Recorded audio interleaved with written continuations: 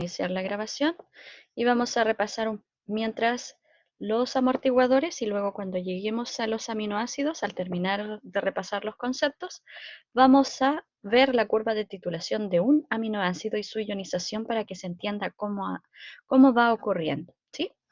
Sigamos entonces. Aprendimos acerca de estos amortiguadores y vimos tres casos especiales, tres casos de amortiguadores que están presentes en nuestro cuerpo y que funcionan manteniendo el pH, ¿cierto? La homeostasis dentro de nuestro cuerpo. Tenemos los siguientes amortiguadores. El primero que vimos fueron los grupos amino y también podrían ser los grupos carboxilo de los aminoácidos. Están presentes en proteínas que circulan en el torrente sanguíneo. ¿Se entiende eso? Ahí teníamos, por ejemplo, la hemoglobina, que es una de las proteínas que está presente en nuestro torrente sanguíneo. La segunda de las opciones, voy a ponerla así para que se vea mejor. La segunda de las opciones para amortiguar es el tampón fosfato. ¿Qué hace este tampón fosfato? Mantiene el pH intracelular. Es decir, que dentro de la célula el tampón fosfato mantiene la neutralidad. Y finalmente, el tampón bicarbonato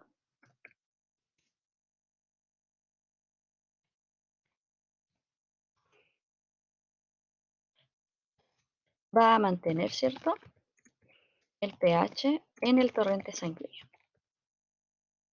Y vimos detalladamente cómo ocurre esta regulación mediada por el bicarbonato.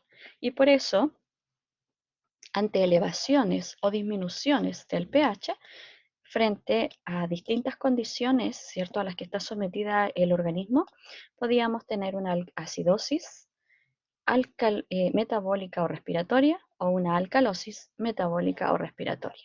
Y eso es cuando nos salimos del pH sanguíneo, que va en un rango de 7,35 a 7,45.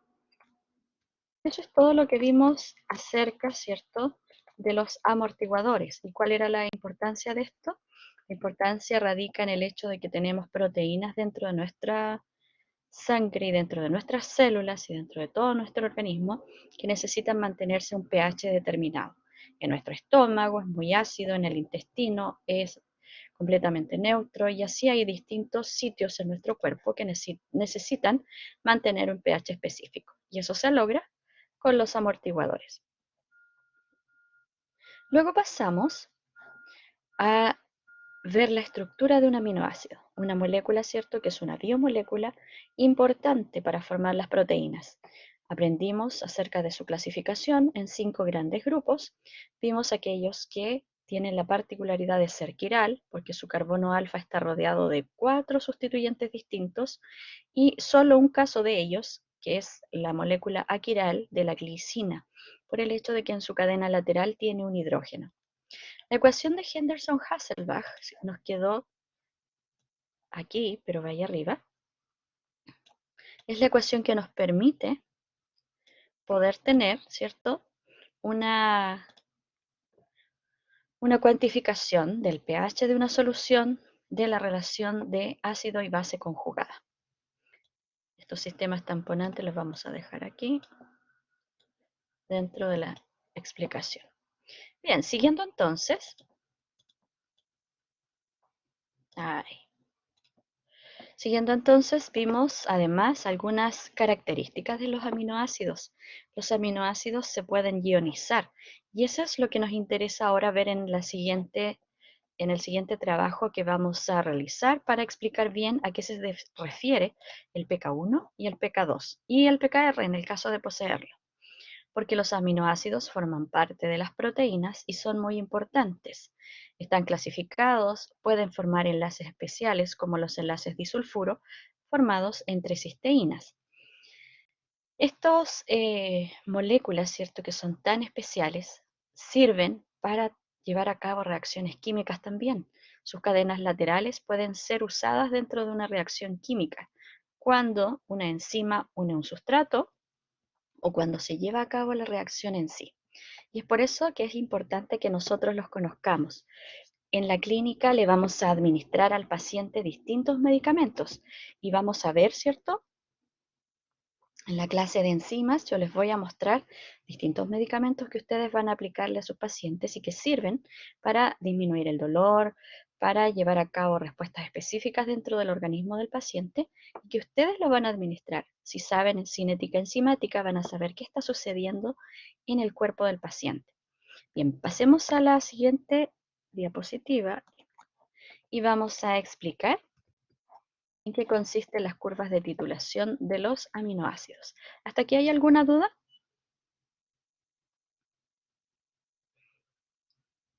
¿No? Ya, fantástico. Y aquí vamos a poner título nuevo.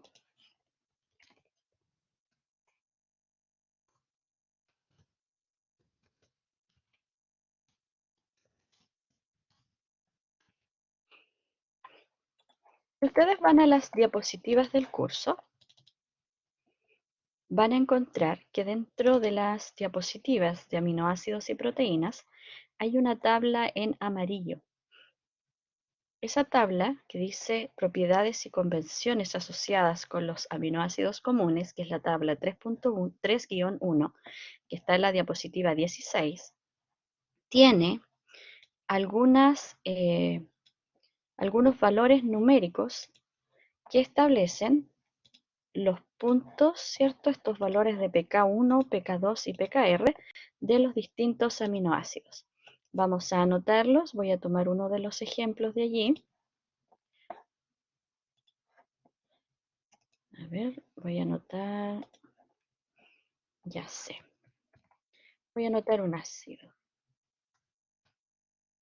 6, 3,65.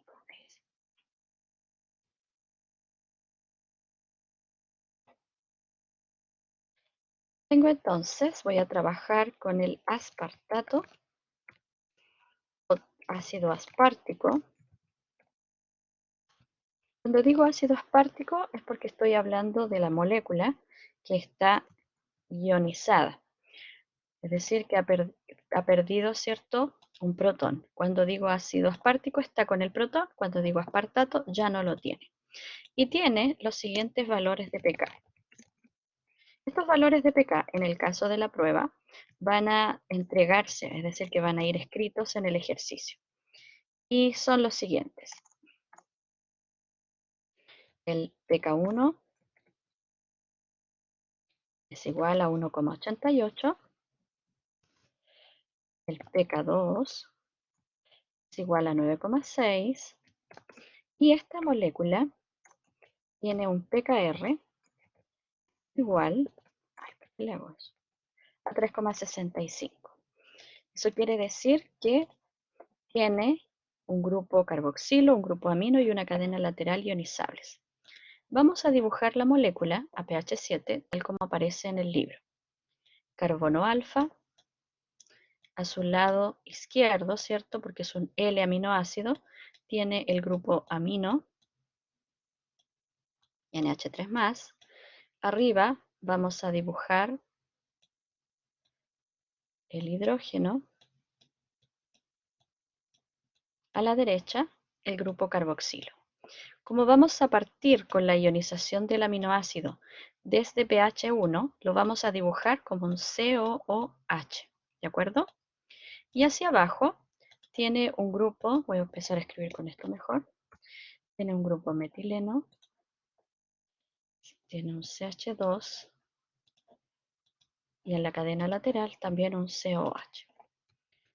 ¿Cómo me aprendo la cadena lateral? No es necesario que sepa, para el efecto de la prueba, si me olvidé que tenía un CH2, no importa. Lo importante aquí es recordar que el aspartato tiene un grupo ácido en su cadena lateral. Y otra cosa importante, los grupos ácidos, cuando se ionizan, se transforman en CO-. Cuando pierden un protón, cuando se ionizan, se transforman en CO-.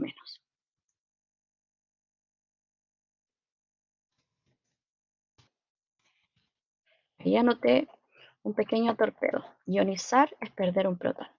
¿Y qué va a suceder entonces? Tenemos distintos valores de pK.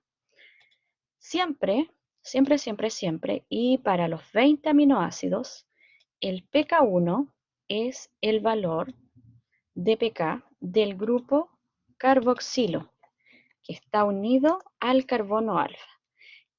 En el libro aparece como CO menos, pero como estamos partiendo en una escala de pH, estoy imaginando que estoy viajando en la escala de pH y que voy a hacer un viaje desde 1 y hasta 14. Y en este viaje que voy a hacer, voy a tener que situar en esta escala de pH todos los valores de pK que me dieron, desde el más chiquitito hasta el más grande. El pK1 es el valor más chiquitito y es un valor de 1,88. El segundo valor vendría siendo no el 9,6, sino el 3,65. Ese es el que seguiría en el orden, ¿cierto? En orden vendría después el 3,65 y finalmente el 9,6. Ahí tendríamos anotadas los valores de pK en una escala de pH, asumiendo, ¿cierto?, que se van a igualar el pK y el pH. Ahora bien, cuando dibujo el aminoácido, dije, voy a partir con todos los grupos ácidos protonados. ¿Por qué? Porque estoy partiendo en pH 1. Y como está pH 1, no puedo quitarle su protón, todavía no ha pasado nada. Recién en pH 1,88, el pK1 va a sufrir una transformación. ¿Y quién es el que está asociado al pK1? El grupo carboxilo unido al carbono alfa. Ese es el primero que se transforma. ¿Y qué le sucede? Como es un COH, va a quedar como CO menos.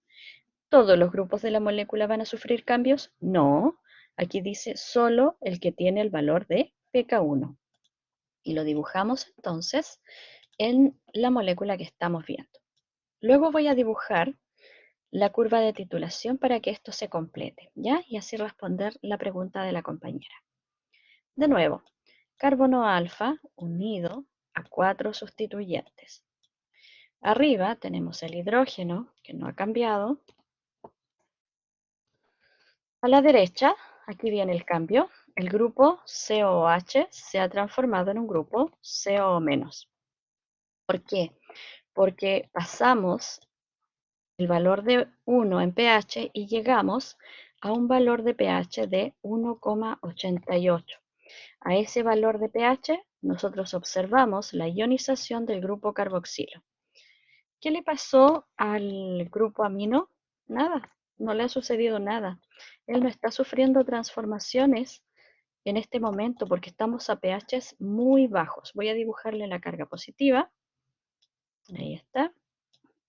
Abajo va un CH2, parece que me sale más rápido a mano alzada. Y finalmente, el grupo COH. Profesora, ¿no le cambió el COH de la cadena lateral? No, no hay que cambiarlo. Aquí dice en la tabla que va a ser a pH 3,65. ¿Cómo lo sabe la profesora? Ah, pues bien, porque siempre, siempre, siempre el grupo ácido o básico que tenga la molécula tiene asociado el valor de pKr. Siempre. Y lo vamos a anotar acá.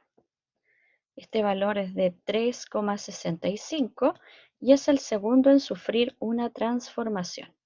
Es decir, que va a ionizarse. De nuevo, es un grupo ácido que va a perder un protón y quedar como CO menos. Entonces, vuelvo a asumir que el pH sea igualado al pK y he alcanzado el valor de pH de 3,65. Y entonces, ¿qué va a pasarle a la molécula? La vuelvo a dibujar. Tengo carbono, hidrógeno, grupo amino, primero el carboxilo a la derecha,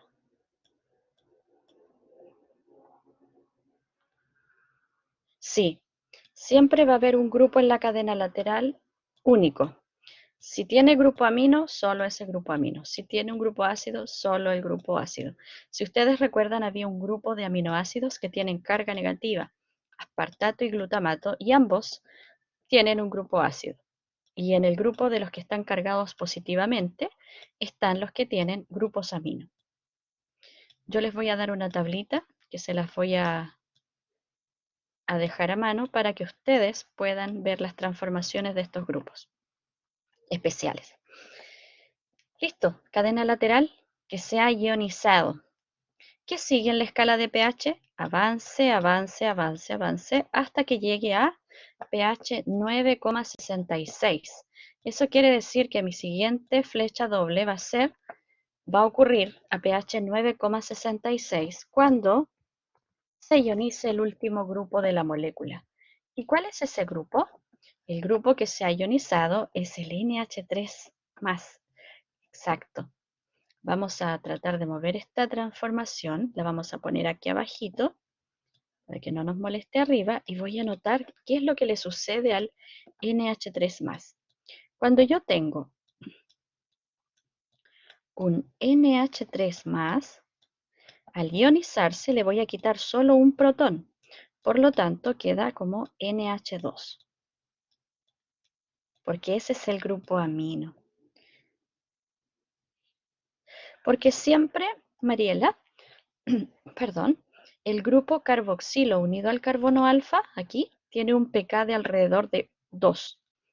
Aquí es 1,88, pero en el resto de los aminoácidos tiene un pK. Eso significa que va a ser siempre el primero en ionizarse.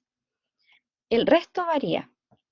Puede ser el pKr y luego el pK2, o bien el pK2 y luego el pKr. Siempre en el mismo lugar, porque estamos dibujando los L-aminoácidos. Los L-aminoácidos tienen el grupo amino a la izquierda del carbono alfa, aquí. Este grupo amino tiene asociado el pK2, siempre.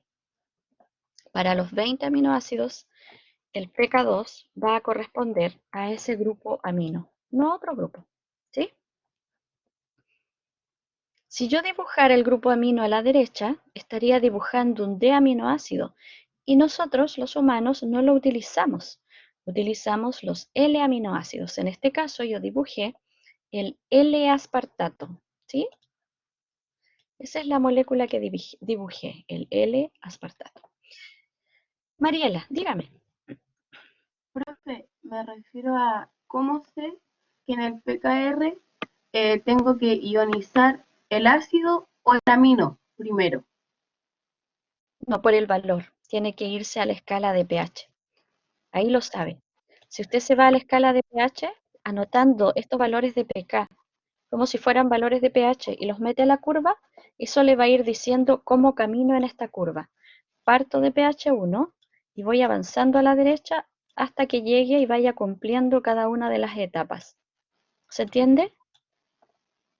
¿Cómo sé a cuál corresponde cada uno? Porque la profesora me acaba de decir que para todos los 20 aminoácidos el pK1 es el del grupo ácido unido al carbono alfa.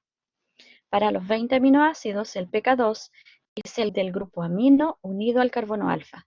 ¿Y qué me Ay, queda? pKr, que es de la cadena lateral. ¿Se entiende? sí, Sí, bien, perfecto. perfecto. Belén, dígame.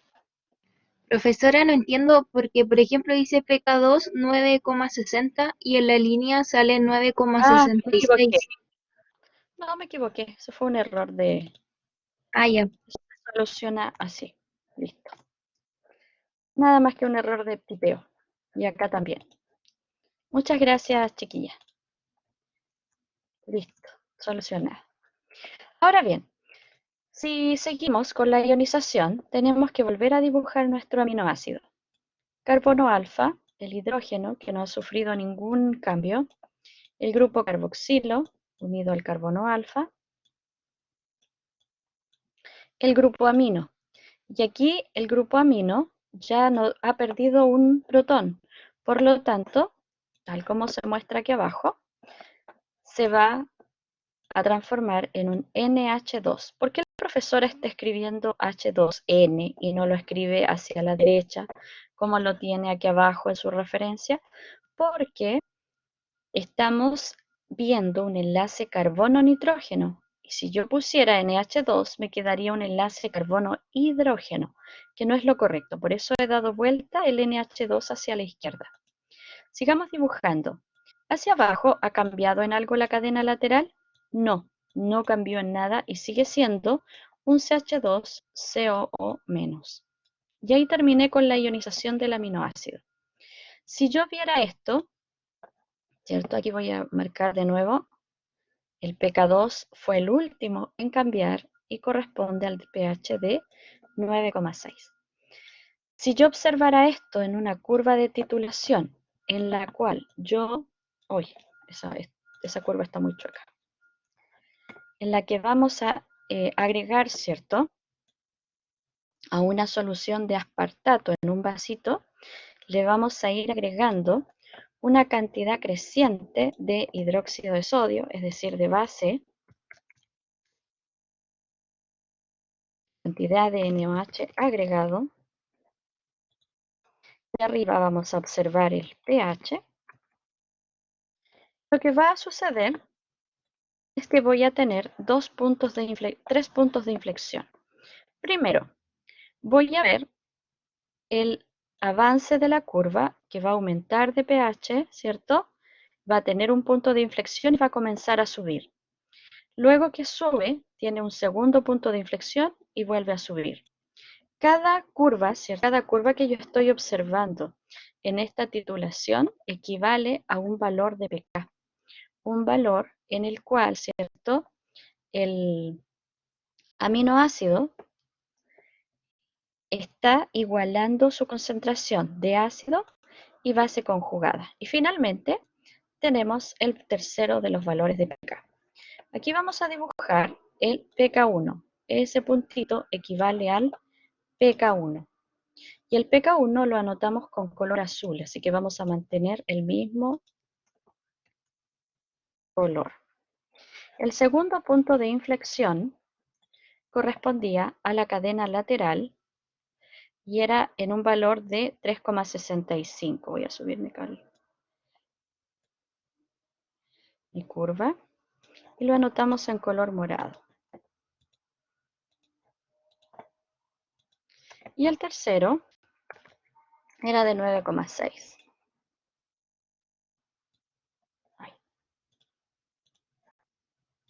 Y ahí hemos completado la titulación del aminoácido. ¿Sí? Dígame, Franco. Profe, en estos casos donde hay más de un punto de inflexión dentro de la curva, ¿cómo puedo saber cuál es el rango útil? Para eso yo voy a tener que fijarme en lo que quede libre. Generalmente los aminoácidos tienen el grupo amino y el carboxilo ocupados formando el enlace peptídico, porque los aminoácidos suelen ir unidos entre sí. No suelen estar sueltos, así como lo vemos aquí libre, en nuestro torrente sanguíneo o en nuestro cuerpo. Suelen estar unidos unos a otros, por lo tanto los grupos carboxilo y amino es como que pierdan la capacidad de ionizarse. Y solo la cadena lateral sería la responsable de esa ionización. Y me va a quedar solo un valor de pK, que en este caso es pKr. Ahí funcionaría este grupo ácido como un tampón, en un rango que va de 2,65 hasta 4,65. Ver la carga es necesario. En los ejercicios que ustedes tienen en su guía, les van a preguntar lo siguiente. Voy a poner un ejemplo de pregunta de prueba. ¿Cuál es la carga neta del aminoácido?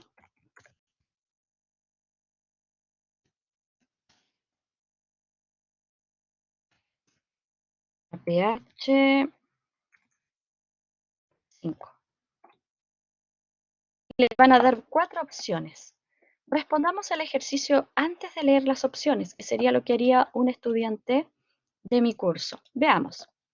Dice aquí que tenemos una estructura hasta pH 1,88, hasta pH 3,65 y hasta pH 9,6. Veamos, en la primera figura, la figura de la izquierda, la figura 1, tengo que sumar, para determinar la carga neta, todas las cargas positivas más las cargas. El hidrógeno no tiene carga, el COH no lo tiene, el CH2 no, el COH tampoco, pero ojo, el grupo amino tiene una carga positiva y la anoto.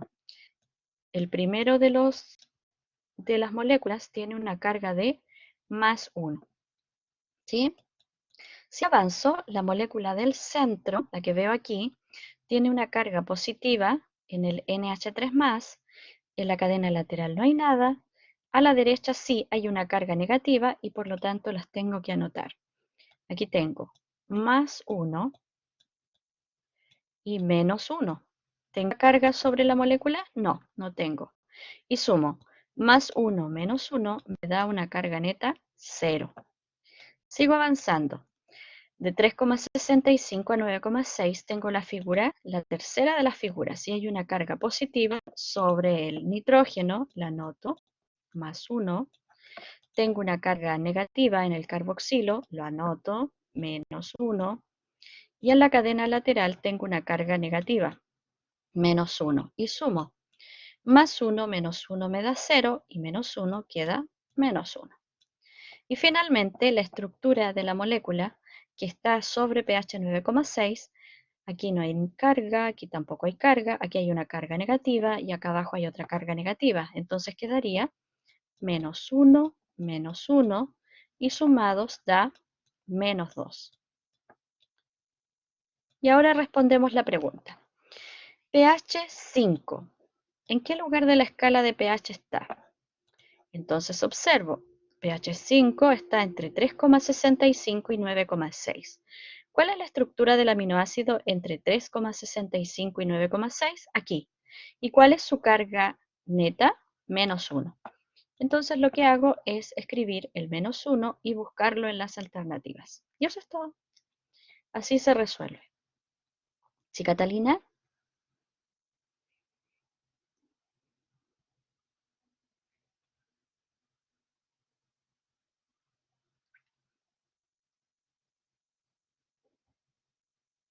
No, usted tiene que sacarla solita. Y profe, ¿y qué pasa si me olvidé de hacerlo? Ah, pero es que yo le voy a enseñar una trampita. Imagínese que no recuerda cómo es el aspartato y la profesora en la prueba me puso que el aspartato tiene un R igual a un CH2 COH. Ya con eso yo estoy listo para trabajar. ¿Por qué? Porque sé que tengo carbono alfa, grupo carboxilo, voy a dibujar el aminoácido como si estuviera partiendo a pH 1, tengo hidrógeno arriba, yo me tengo que aprender la estructura de base del aminoácido. Tengo el NH3, sí, hay que saberse la cadena lateral de los 7 aminoácidos que les mencioné. Y aquí no importa que me olvide qué cadena lateral tiene, pero sé que tiene un grupo COOH. Voy a dibujar el aminoácido partiendo a pH 1. Entonces digo, el primer pK es de 1,88 a pH 5. El primer pK es de 1,88, corresponde al pK 1, corresponde al grupo ácido unido al carbono alfa, corresponde a ese grupo carboxilo que tengo a la derecha. ¿Estará desprotonado a pH 5? Claro que sí, porque pH 5 es mucho más grande que pH 1, así que lo que voy a hacer es borrar ese hidrógeno y reemplazarlo por una carga negativa. ¿Qué pasa al seguir en la curva? Yo también he dibujado mi curva de pH y dice que el 3,65 es el siguiente, que tengo que ionizar y corresponde al pKr. Sí, siempre les dan los pK. Siempre, siempre, siempre. El pKr es de 3,65. ¿Es menor a pH 5? Sí, entonces tiene que ionizarse. Ya, entonces lo borro. Voy a borrar el hidrógeno que anoté para el pKr. Y en lugar de eso, le regalo una carga negativa. Siguiente valor de pK, 9,6. Es del pK 2. ¿Eso es más chico que pH 5? No, profe, eso es más grande. Ah, entonces no le pasa nada al grupo amino. Y empiezo a sumar. Más 1 menos 1 es 0 y menos 1 me da -1. Y he llegado a la misma respuesta sin tener que dibujar ninguna ionización del aminoácido. ¿Ven que es fácil? ¿Sí, Franco? Profe, desde el puntero, Sí, puede moverlo eh, con toda libertad. ¿por qué en esta carga neta es -2 y no -3, siendo que acá yo veo 3 cargas negativas? No hay ninguna, hay 3. Hay una abajo, una a la derecha y nada más. ¿Dónde está la otra? ¿Y esa? Esa es una. Ahí iría 2. ¿Y esa? No hay nada. ¿No Ese se es un cuenta? enlace. Es que Ah, eso es un verdad. enlace. Sí, Es que no puede estar volando, eso es un enlace. toda la razón, profe. Gracias. De nada, no hay problema. ¿Alguna otra pregunta? Ah, lo que hice fue hacer el mismo ejercicio sin dibujar nada. ¿Y lo puedo hacer en la prueba? Claro que sí. Repase el video cuando terminemos la clase y vea cómo lo hizo la profesora. ¿Ya? Le va a servir. Y traten de hacerlo. ¿Qué aminoácidos podemos hacerlo? No se aprenden todos los aminoácidos. Tienen que aprenderse. El aspartato es del grupo de aminoácidos con cadena lateral con carga negativa. El glutamato, entre los que tienen carga positiva, la lisina, la arginina, la histidina. ¿Cuántos llevamos? 3, 5. Le falta la tirosina, que es del grupo de los aromáticos. La voy a mover.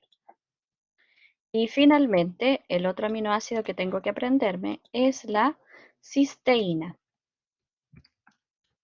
Son los que tienen una cadena lateral con pKr. Solo esos aminoácidos son los que yo tengo que conocer su cadena lateral. Un buen ejercicio sería hacer la ionización de cada uno de ellos en su cuaderno de la asignatura.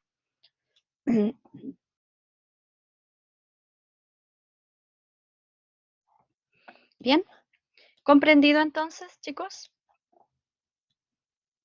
Recordar, aprenderlos o practicarlos. Hagan la ionización ahora del glutamato.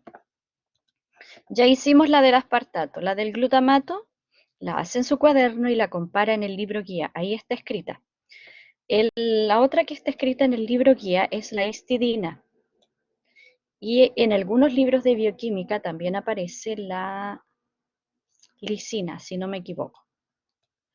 No me acuerdo en cuál en este instante. Pero si no, lo hace asumiendo que va a partir desde pH 1 y me envía la foto si es que tiene problemas para seguir avanzando en la ionización. ¿De acuerdo? ¿Dudas con respecto a esto?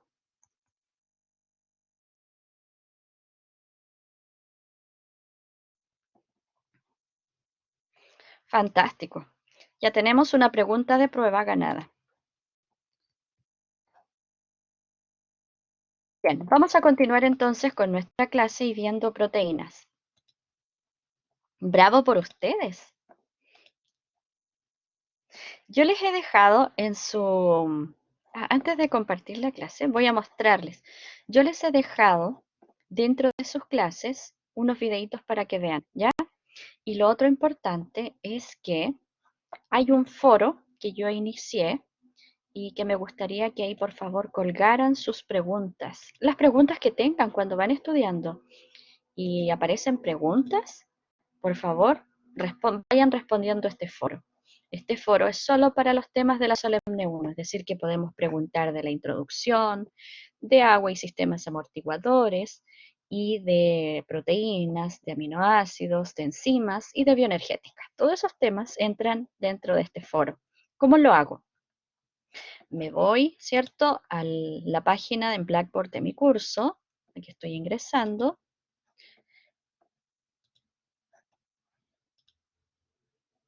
Ya, ahora sí estoy ingresando.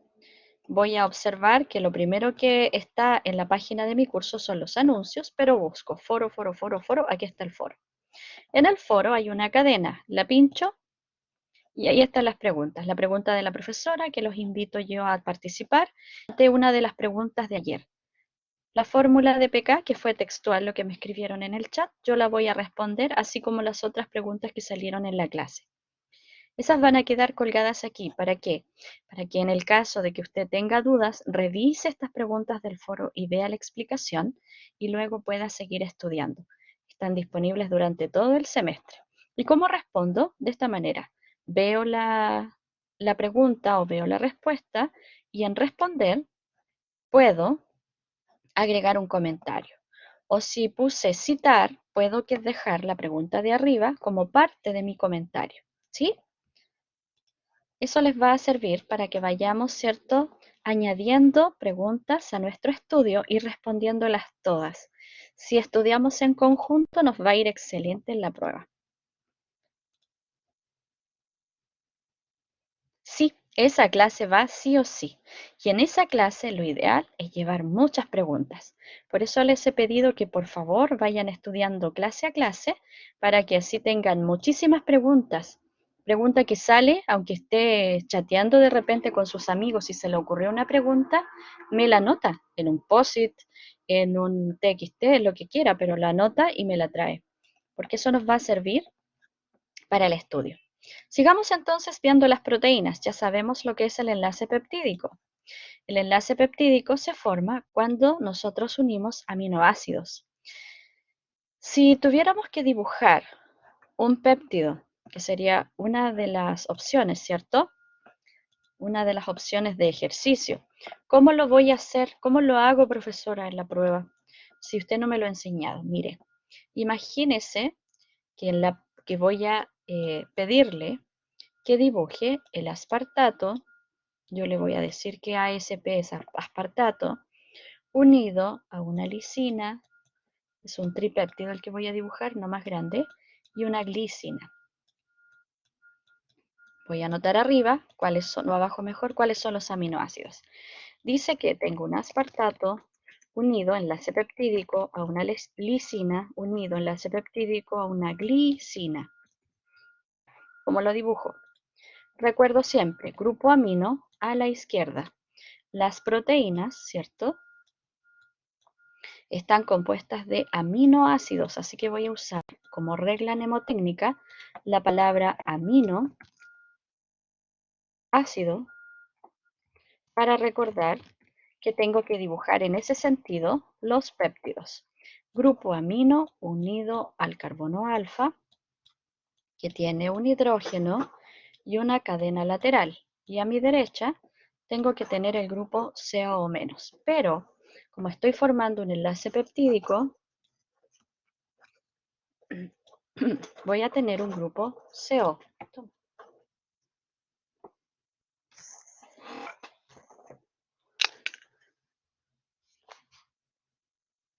Ah, disculpen, tengo un visitante en mi oficina. No sé dónde está. Bien, sigamos. Vamos a anotar el grupo CO y la cadena lateral del aspartato. Profesora, me olvidé cuál es la cadena del aspartato. No se preocupen, la prueba viene escrita y es un CH2 y a pH 7 un CO menos. ¿Qué sigue? A la derecha tengo una lisina. ¿Cómo la dibujo, profesora? Recuerden, el enlace peptídico es CONH y el H es del aminoácido siguiente, NH. Carbono alfa, hidrógeno. La cadena lateral de la lisina es un epsilon amino, debí haber elegido otro más cortito. Doble enlace oxígeno. En la lisina tengo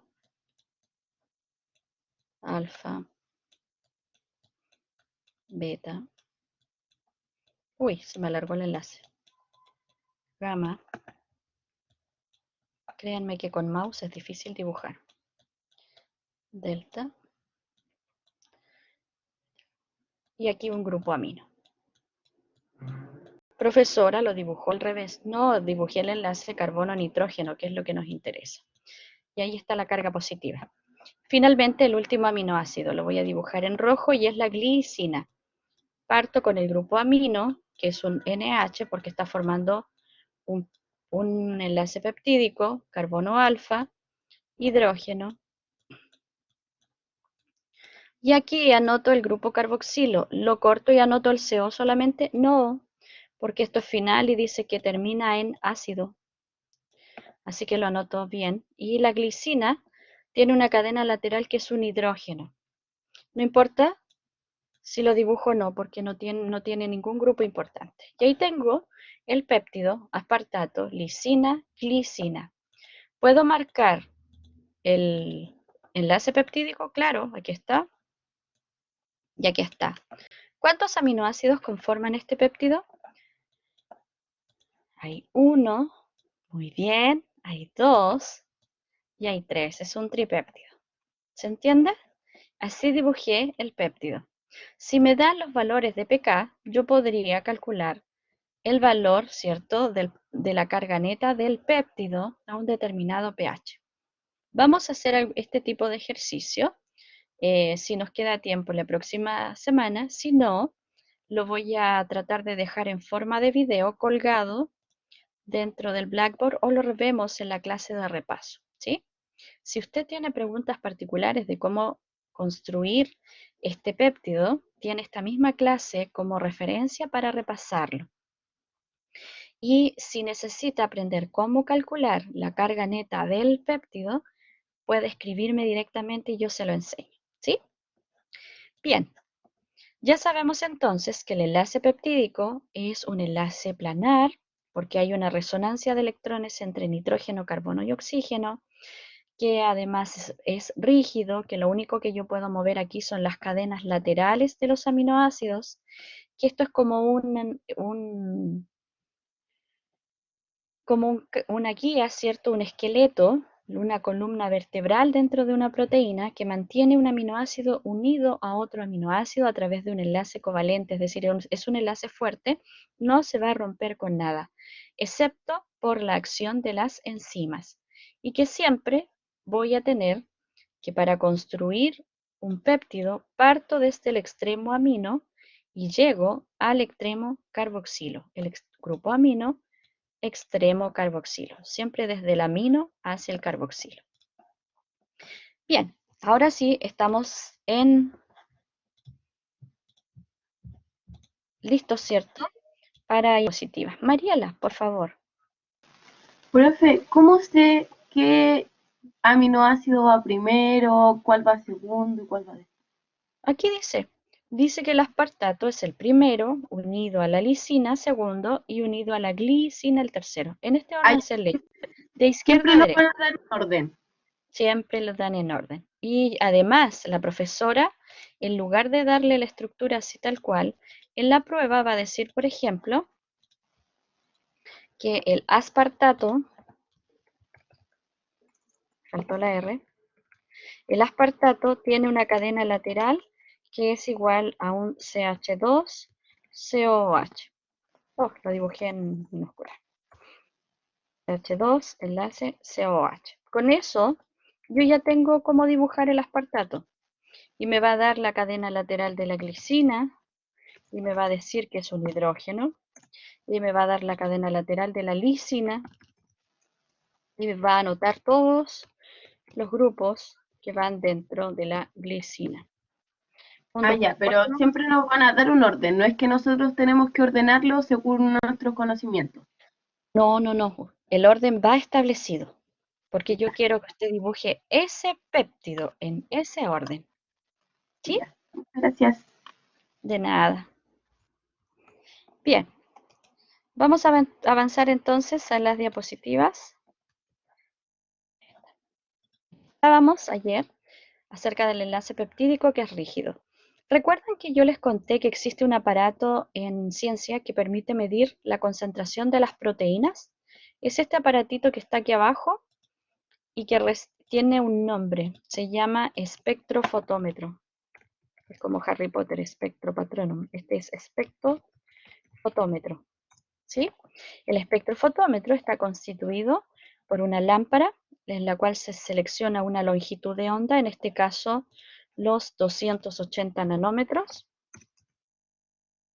Se hace pasar esa luz a través de una cubeta que contiene la proteína Ahí va a estar la solución, por ejemplo, del suero, una muestra de suero de la sangre para ver la cantidad de creatina en la sangre, por ejemplo. Y luego, en esta cubeta que tiene el suero, ¿cierto? Se mide en el equipo y da un valor. Ese valor está relacionado con la concentración de proteínas que están en la sangre de ese individuo y así puedo saber si ha gastado tanta masa muscular como en el caso de estas chicas que hicieron las 1000 sentadillas. Y eso me permite saber el estado de salud de mi paciente.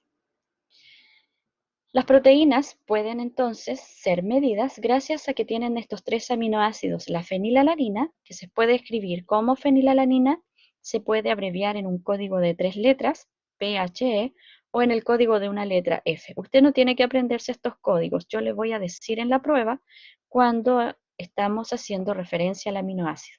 Pero lo que sí quiero que recuerde siempre es que los aminoácidos aromáticos, los del grupo aromáticos, porque tienen una cadena lateral aromática, absorben luz a los 280 nanómetros.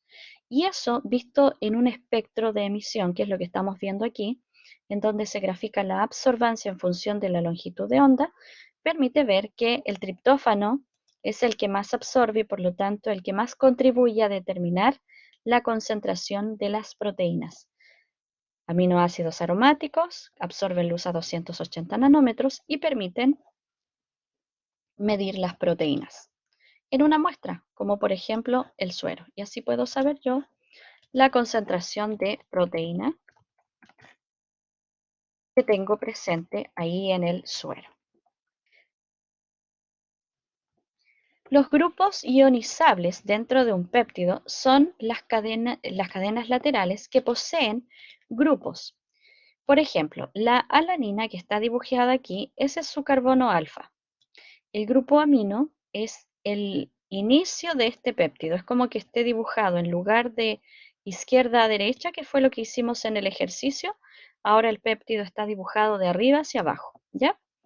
La cadena lateral de la alanina es un CH3, pero tiene un grupo ionizable, el grupo amino que da inicio a la estructura de este péptido. El siguiente aminoácido, esto es un enlace peptídico. El siguiente aminoácido es el glutamato, que tiene una cadena lateral que es un CH2, CH2, COO-. ¿Cuál es el grupo ionizable? El COO-. De nuevo, enlace peptídico, siempre CONH. ¿Cuántos aminoácidos tiene este péptido? ¿Cuántos creen ustedes? 4, muy bien. ¿Y cuántos enlaces peptídicos hay? 4 también. 3, muy bien. La glicina tiene su cadena lateral ahí, es un hidrógeno.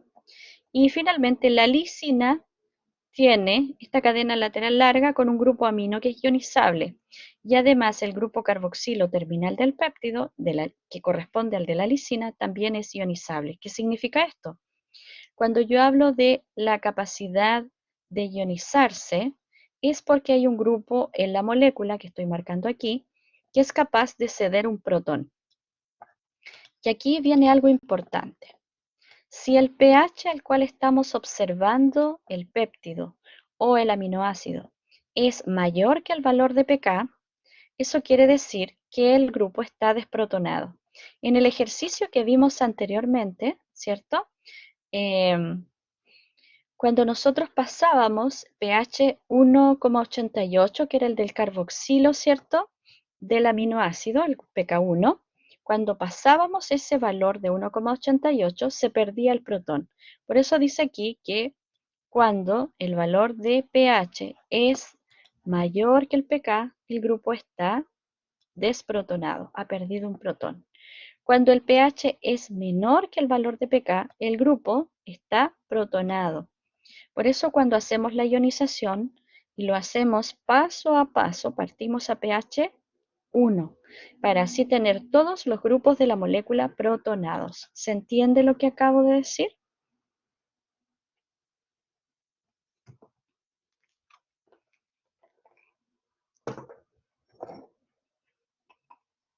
Ya.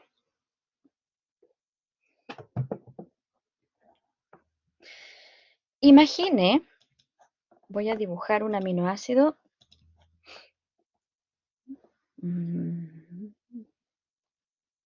Voy a dibujar un aminoácido sencillo. Lo voy a dibujar a pH 7, porque así está en el libro guía. ¿Sí? Y les voy a hacer una pregunta. Disculpen mi pulso que hoy día está un poco oxidado. Uy. La alanina es el aminoácido que acabo de dibujar. Voy a borrar este signo más y lo voy a volver a escribir. No me gusta cómo quedó. Ahí sí. Ya. Este aminoácido que acabo de dibujar se llama alanina. La alanina, si voy a la tabla, ¿cierto?, que tengo en mis diapositivas y que está más adelante en las diapositivas que estamos observando, tiene un pK1 de 2,34,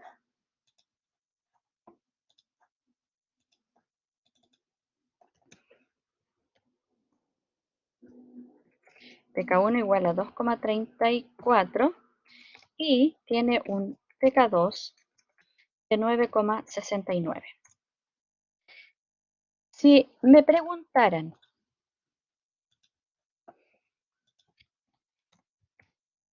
¿cuál es la carga neta del aminoácido a pH? Voy a inventar un valor. A pH 7. Voy a correr la pregunta para que se vea. ¿Cuál es la carga neta del aminoácido a pH 7?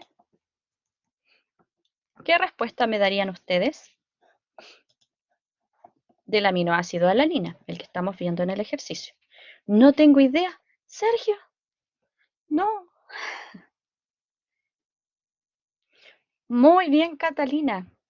Excelente. ¿Qué es lo que razonó Catalina? Muy bien. Lo que hizo fue tomar en consideración los valores de pK que le dije y usar este cuadrito. Dice que si el pH es mayor que el pK, el grupo está desprotonado. ¿Qué pH es el de trabajo? pH 7. pH 2,34 es mayor, es más grande o más pequeño que 7. Perdón, 7 es más grande o más pequeño que 2,34, es al revés. pH 7 es más grande o más pequeño que 2,34, más grande, entonces se cumple eso. ¿Qué tengo que hacerle a la molécula? Desprotonarlo. ¿En dónde? En pK1.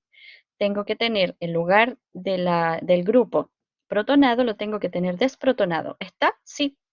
La profe lo dibujó a pH 7 y está desprotonado, está como CO o menos. Se cumple entonces la primera aseveración. El segundo pK es de 9,69. pH 7 es más grande o más pequeño que 9,69. Pequeño. Entonces tengo que cumplir la segunda de las acepciones que dice que cuando el pH es más pequeño que el valor de pK, el grupo está protonado. ¿Tengo que quitarle el protón al grupo amino? No, lo tengo que dejar igual para hacer el ejercicio. Y por lo tanto sumo más 1, nada, menos 1, nada, me da más 1 menos 1, me da 0. Y ahí respondí la pregunta, la carga neta del aminoácido es 0. ¡Wow! Grande, Catalina. Ah, ¿ven que era fácil? Sí, es cosa de practicar. Porque va a depender de la electronegatividad del grupo o en realidad del átomo que está unido al hidrógeno. Por ejemplo, en el grupo NH3, ¿sí? Aquí arriba. El grupo NH3 tiene dos componentes, hidrógeno y nitrógeno. El hidrógeno está en la tabla periódica en el grupo 1 a la izquierda, el primero de la tabla. El nitrógeno está a la derecha en la tabla periódica. Están muy alejados en la tabla periódica.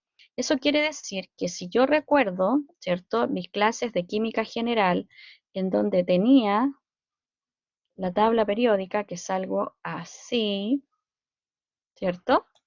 La electronegatividad iba de izquierda a derecha, ¿cierto? ¿Recuerdan o no? Va en la tabla periódica hacia la derecha, hacia arriba y hacia la derecha, es decir, que va como en diagonal. Eso significa entonces que si tengo hidrógeno en el grupo 1 y tengo al nitrógeno acá en el grupo 5, están muy alejados en electronegatividad. Eso significa que el hidrógeno se va a querer largar de ese matrimonio. No le va a interesar seguir con el nitrógeno. Pero si yo tuviera un hidrógeno cercano a un carbono, la electronegatividad entre ambos es baja porque el hidrógeno es del grupo 1 y el carbono es del grupo 4, son grupos cercanos, y por lo tanto estos CH2 o los grupos CH3 no van a perder los protones. A eso se refiere Catalina. No se pierden esos protones porque el hidrógeno es feliz con el carbono. Son matrimonios muy estables.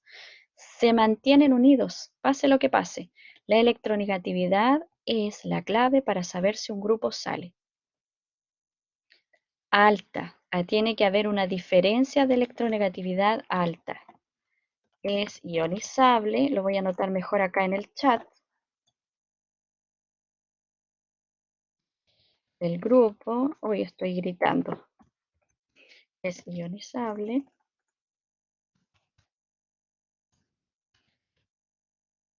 Sí.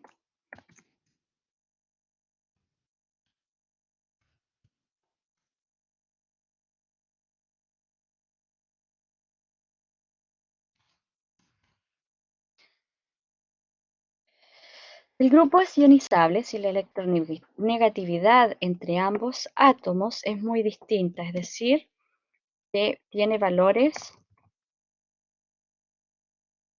diferentes y muy diferentes entre sí.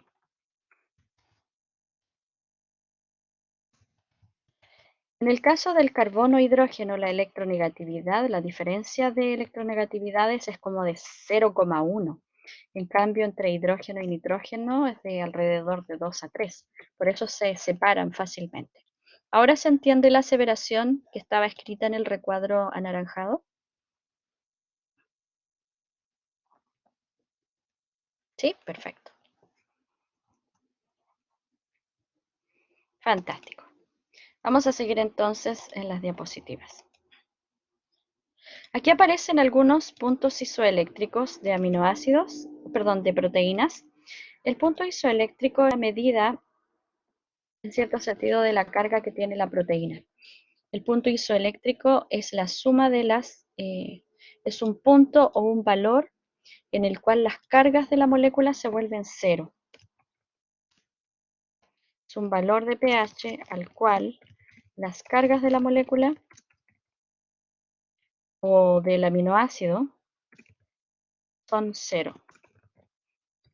¿Recuerdan cuando nosotros teníamos el Sweeter ion, en que la carga neta del aminoácido era cero?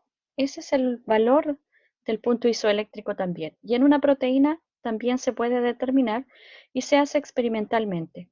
Esto que se hizo aquí en esta tabla para determinar que la pepsina tiene un punto isoeléctrico de 1, eso es el valor al cual las cargas de la molécula, de la pepsina en general, de todos sus aminoácidos, se volvieron cero en un experimento que se hizo en el laboratorio.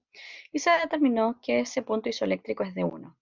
La lisosima, que es la última que aparece en la lista y que está presente en nuestras lágrimas, trabaja o tiene un punto isoeléctrico que es más bien básico, es un valor de 11.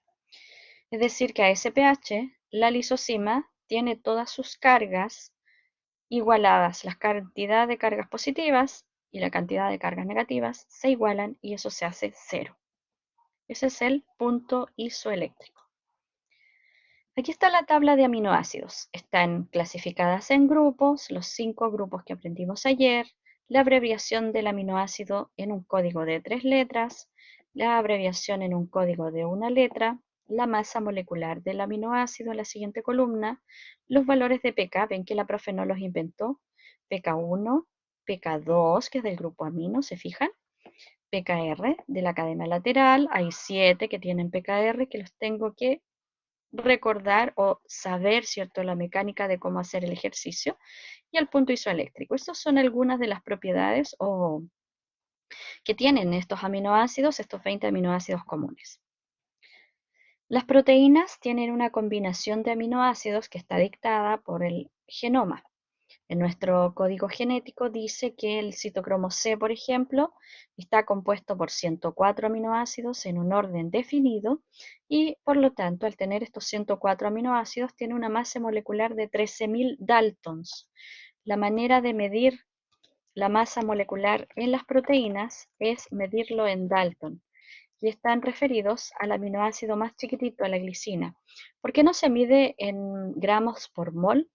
Porque sería una masa molecular de millones.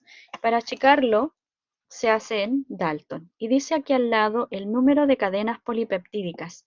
¿A qué se refiere con el número de cadenas polipeptídicas? Se está refiriendo a cuántas hebras de polipéptido tengo. Solo una. Y fíjense aquí, en la quimiotripsina hay 3 polipéptidos. La glutamina sintetasa tiene 12 polipéptidos. ¿Se lo imaginan plegado tridimensionalmente? Vamos hacia allá. Cuando las proteínas tienen muchas unidades, se pueden unir entre sí a través del puente disulfuro. El puente disulfuro es un enlace covalente que se forma cuando una cisteína queda cercana a otra cisteína. Aquí tenemos el aminoácido cisteína arriba, que va a estar formando parte, por ejemplo, de un sitio en el polipéptido. Obviamente esto va unido en la proteína.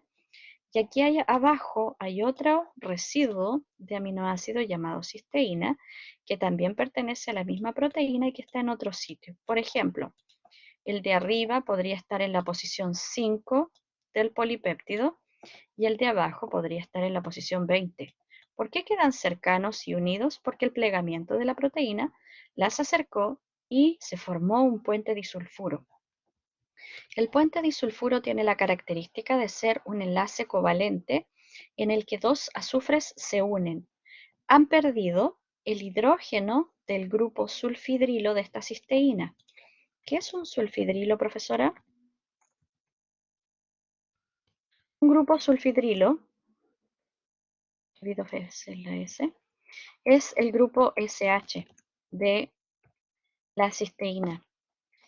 Azufre hidrógeno, ese es el grupo sulfidrilo. Cuando un grupo sulfidrilo de cisteína queda cercano a otro grupo sulfidrilo, se unen entre sí formando un enlace llamado puente disulfuro. Y la molécula, ahora unida a través de este puente disulfuro, se llama cistina. Ya no son cisteínas separadas, son cistinas. ¿Por qué? Porque están unidas por un puente disulfuro. ¿Sí? Y así, por ejemplo, aquí tengo una proteína que tiene un puente disulfuro, 2 puentes disulfuro, 3 puentes disulfuro. Se fijan que si imaginara que esto es el collar de la Lisa Simpson y que se está enrollando en un espacio tridimensionalmente, puedo seguir observando las interacciones que unen la hebra, ¿cierto?, desde un aminoácido hacia el otro. Un puente disulfuro, otro puente disulfuro, otro puente disulfuro. Ahí está el autor de esta figura mostrando el enlace cistina. Acá abajo, el polipéptido está desplegado, ¿cierto?, como una hebra. Al plegarse, se forman los puentes disulfuro. 1, 2, 3 puentes disulfuro. Aquí a la izquierda, esta es la insulina de bovino, de vaca. Tengo una cadena A que tiene 21, perdón. Tengo la cadena B que tiene 30 aminoácidos. ¿Cuántos puentes disulfuro hay entre la cadena A y la cadena B? 2, excelente. Y sobre la misma cadena A hay un puente disulfuro. ¿Se entiende la importancia de estos puentes disulfuro? Sí, súper. Las proteínas pueden estar unidas a un grupo que se llama prostético. El grupo prostético es una parte que no es la proteína, puede ser un ion metálico o un grupo orgánico que se van a unir a ella. Por ejemplo, conocemos la hemoglobina, ¿cierto?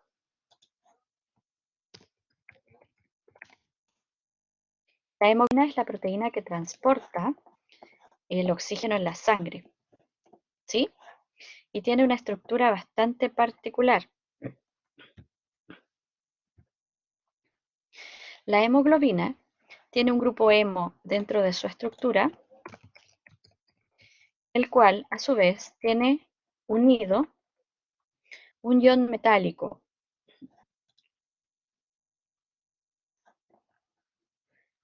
A ver si encuentro una figura bonita.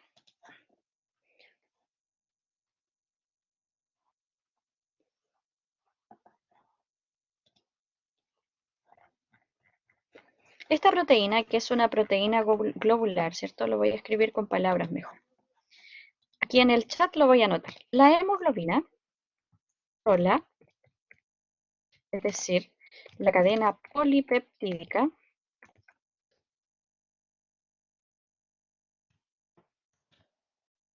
eso sería una proteína.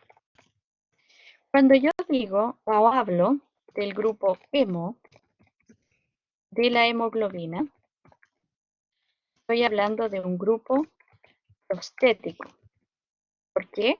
Porque dice la profe aquí en la diapositiva que un grupo orgánico puede ser un grupo prostético, y en este caso el grupo hemo es un grupo orgánico. El ion hierro más 2 presente también en el grupo hemo de la hemoglobina es un grupo prostético. ¿Por qué? Porque la profesora me acaba de enseñar que un ion metálico también puede ser un grupo prostético. Y si yo dijera, por ejemplo, cadena polipeptídica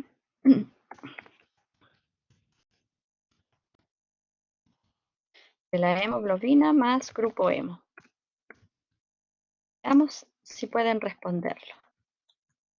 Vamos a hacer un sondeo. Vamos a ver de paso quiénes están presentes.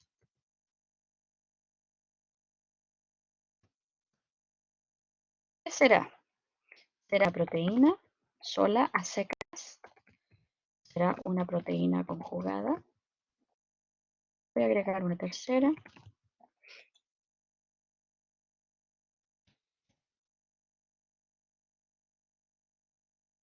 Listo.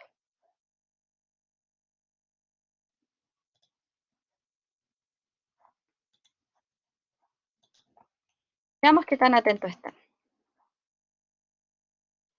La cadena polipeptídica de la hemoglobina más el grupo hemo. ¿Qué será?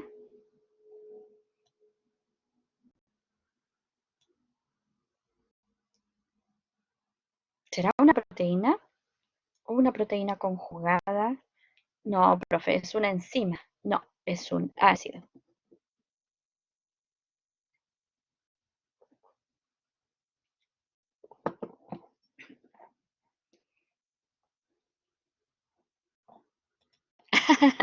Un punto menos de la prueba. Sí.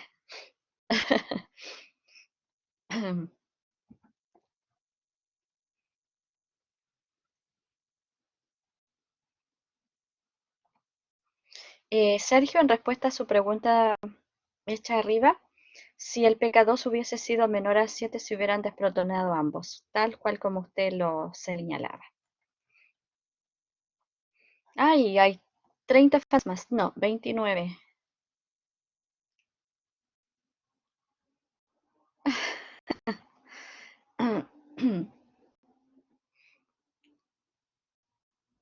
...28 fantasmas en mi sala y la respuesta correcta era proteína conjugada. ¿Por qué no puede ser proteína sola? Porque estoy diciendo que es la polipeptídica de la hemoglobina más el grupo hemo.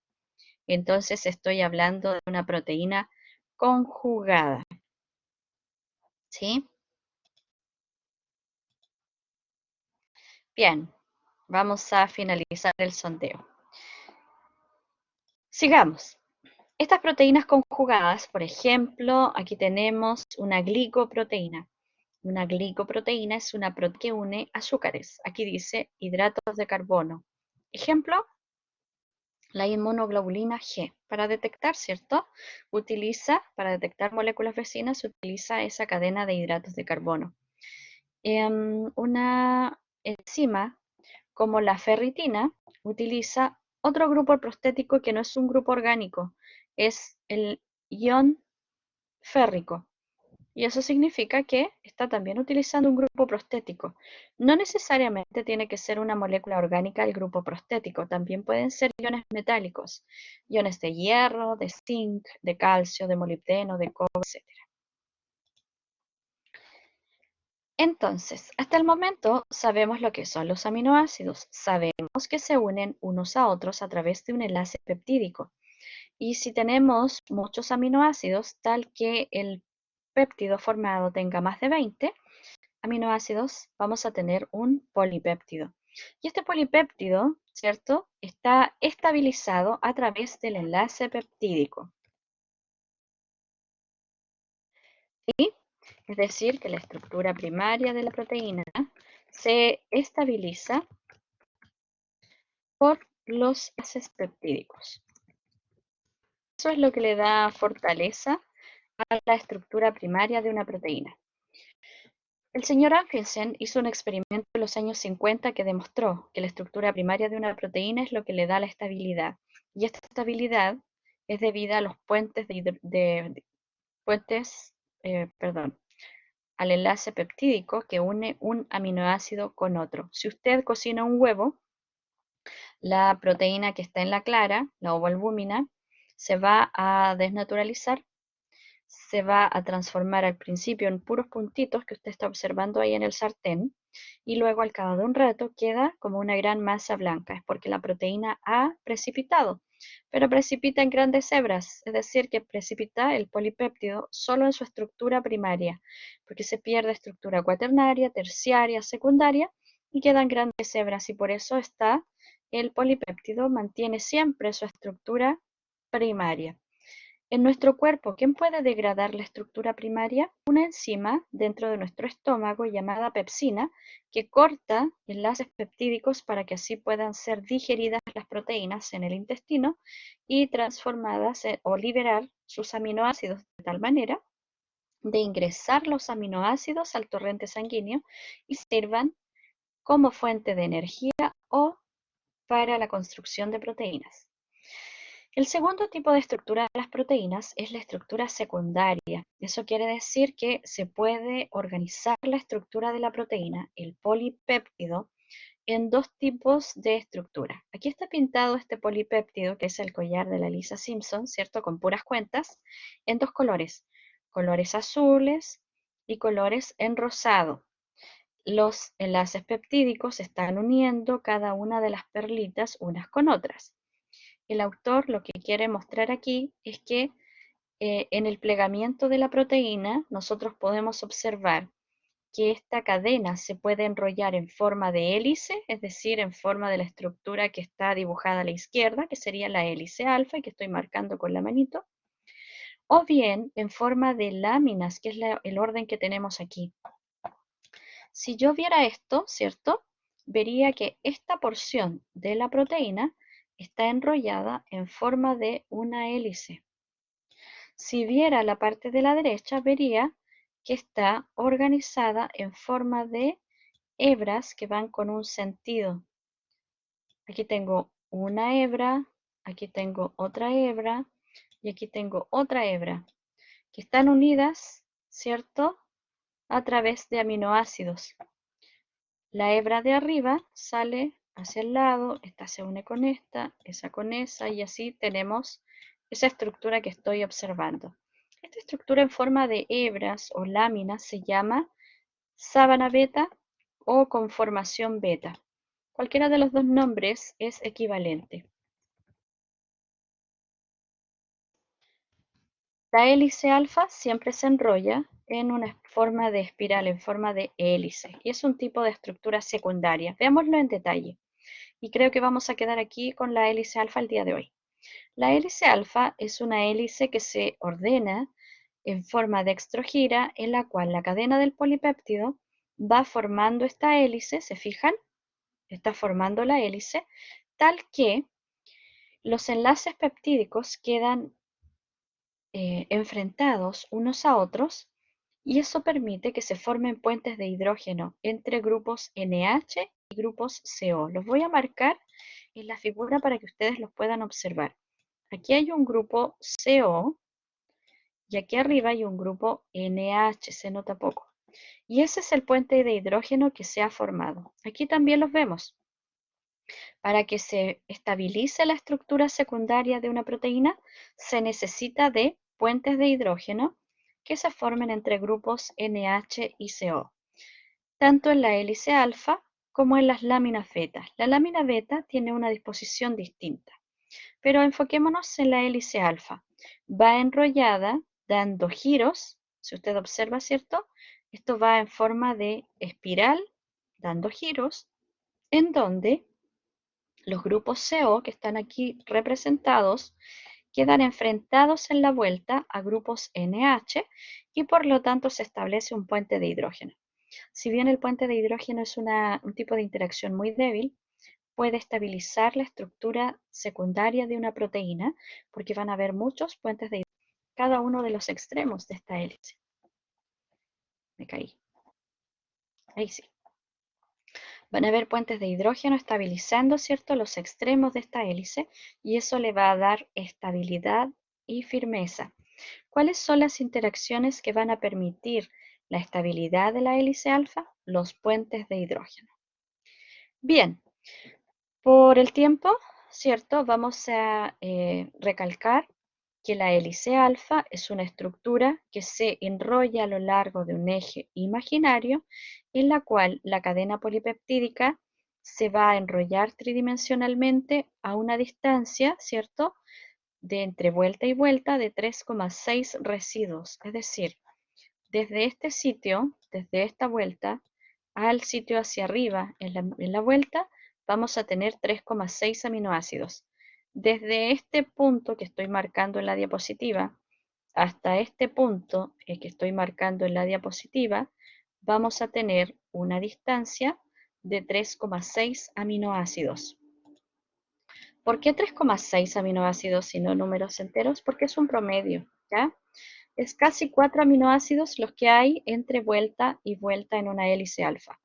Otra cosa importante, las cargas de los aminoácidos, las cadenas laterales de aminoácidos que tienen carga positiva o que tienen carga negativa, quedan alejadas dentro de esta hélice hacia afuera, de tal manera de que no haya ningún tipo de desestabilización de la misma estructura. Si nosotros observáramos la hélice alfa vista desde arriba, veríamos un cilindro.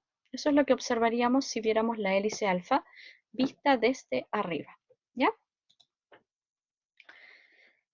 Las conformaciones beta o estructura beta o hebras beta son estructuras en las cuales el polipéptido puede estar ordenado de diferente manera, en forma paralela, que debiera estar por aquí, así, en forma paralela o en forma antiparalela. Cuando es antiparalela significa que el polipéptido va en sentido hacia la derecha, da vuelta hacia la izquierda y luego nuevamente da vuelta hacia la derecha. Es un ordenamiento en que vamos a ver, ¿cierto?, el alineamiento de la cadena del polipéptido formando una lámina y formando este plegamiento en tipo zigzag. ¿Qué mantiene una hebra unida y cercana a otra hebra? De nuevo, puentes de hidrógeno entre grupos NH y CO. Recuerden que los nitrógenos en bioquímica se pintan en azul, los hidrógenos en blanco, los oxígenos en rojo y los carbonos en gris. Por eso está aquí representado ese puente de hidrógeno como un enlace CONH. Si tenemos una hebra paralela, ¿podrá también existir puentes de hidrógeno? Sí. Y en este caso, en todas las hebras que estoy observando, van en un mismo sentido. Todas van hacia la derecha. ¿Se puede obtener este ordenamiento tridimensional? Claro que sí. ¿Cómo se estabiliza? Por puentes de hidrógeno. Entonces, resumiendo y ya terminando la clase de hoy, la estructura secundaria de una proteína puede ser la hélice alfa o las conformaciones beta, se estabilizan por puentes de hidrógeno entre grupos NH y CO.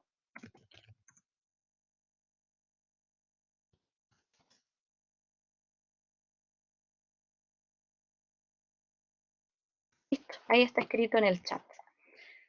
¿Preguntas? ¿Dudas? ¿Consultas? ¿Alcanzaremos a ver toda la materia antes de la prueba, profe? Sí, la vamos a alcanzar a ver. ¿Por qué se ha gastado tanto tiempo de la clase en enseñar esto tan lento? Para que se entienda. Nada más que para eso. Créame que llevo al menos más de 10 años, cerca de 20, enseñando esto. ¿Cierto? Ahora cada vez que coman un huevo van a saber que están desnaturalizando proteínas.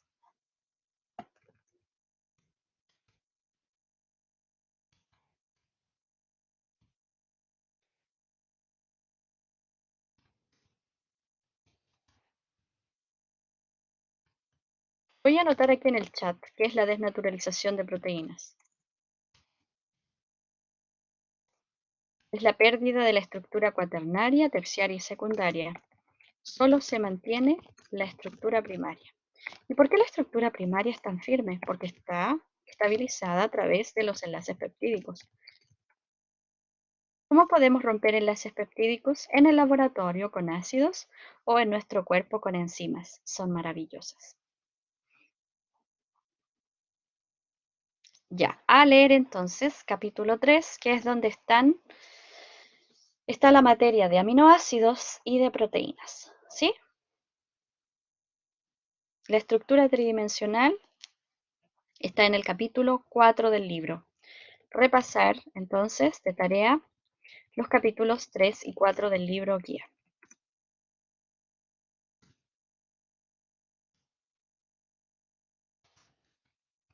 Para que pueda leer el libro guía y no se pegue su teléfono, tiene que desconectar las redes sociales, ¿ya?